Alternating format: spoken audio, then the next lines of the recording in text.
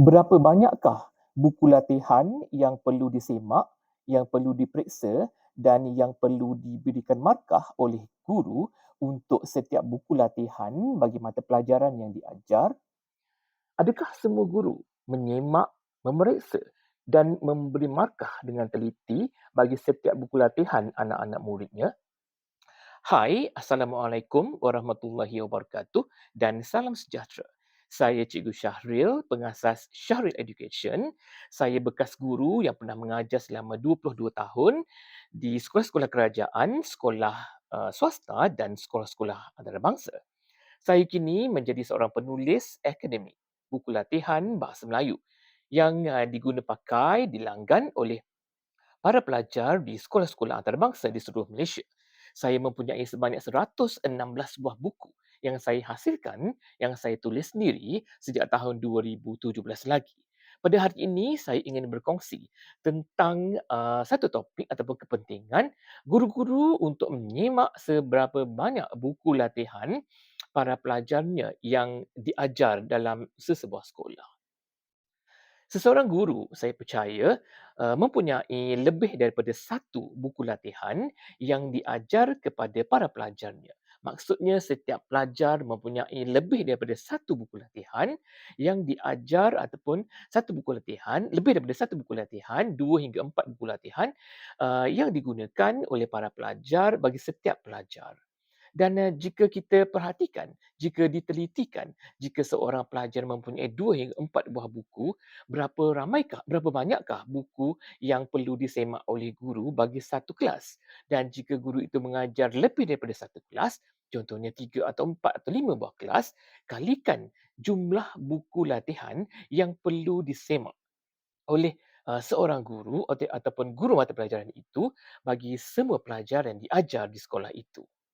Saya ingin katakan di sini bahawa terdapat para guru yang mungkin tidak mampu menanda, menyemak dan memberi markah kepada semua buku latihan yang diajarnya, yang ditulis oleh para pelajar di sekolah. Contohnya seorang guru itu kemungkinan tidak mempunyai masa ataupun mempunyai kekangan masa untuk menyemak, menanda, memeriksa kesemua buah buku latihan yang ditulis oleh para pelajarnya. Jadi di sini saya ingin berkongsi tentang pengalaman saya, bagaimanakah saya membahagikan masa untuk menulis atau bagaimanakah saya menjadualkan masa untuk menyemak, memeriksa dan memberi markah kepada semua buku yang ditulis, buku latihan yang ditulis oleh para pelajar saya di sekolah. Tidak dinafikan, sangat banyak sebenarnya guru-guru perlu menanda setiap hari buku-buku latihan yang ditulis oleh para pelajar di setiap kelas. Dan ini sebenarnya menjadi satu isu pada suatu ketika dahulu di mana para guru tidak mampu menanda kesemua buku latihan sehingga membiarkan tempoh penandaan buku itu berlanjutan berpanjangan sehingga berhari-hari, berminggu-minggu maupun ada yang berbulan tidak ditanda, tidak disemak, tidak diberi markah kerana terlalu mengejar PNP ataupun terlalu mengejar silibus sukan pelajaran yang ingin diajar tu lebih penting daripada menyemak pelajaran-pelajaran atau latihan yang telah ditulis oleh para pelajar. Jadi saya ingin berkongsi di sini pengalaman saya agar guru-guru muda terutamanya dan rakan-rakan guru di luar sana dapat membahagikan ataupun membuat jadual bagaimana kita boleh memeriksa, menanda dan memberi markah kepada semua buku latihan yang ditulis oleh pelajar-pelajar kita. Elakkanlah daripada meminta para pelajar menyemak jawapan dan menandakan jawapan untuk dirinya sendiri maupun menyemak jawapan rakan-rakan. Sebab ada kalangan guru yang meminta para pelajar menanda sendiri jawapan yang ditulis sendiri oleh mereka ataupun menandakan jawapan bagi pihak rakan. Ini sebenarnya satu amalan yang kurang sihat yang dipraktikkan oleh sesetengah guru dan amalan seperti ini perlulah dihentikan, perlulah dielakkan.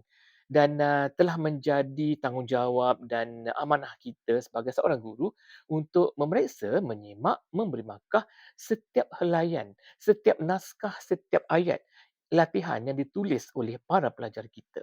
Jadi, sekali lagi saya ingatkan agar tidak ada lagi guru-guru yang sedemikian melepaskan tanggungjawab untuk menanda, menyimak dan memberi markah kepada latihan yang diberikan kepada para pelajar.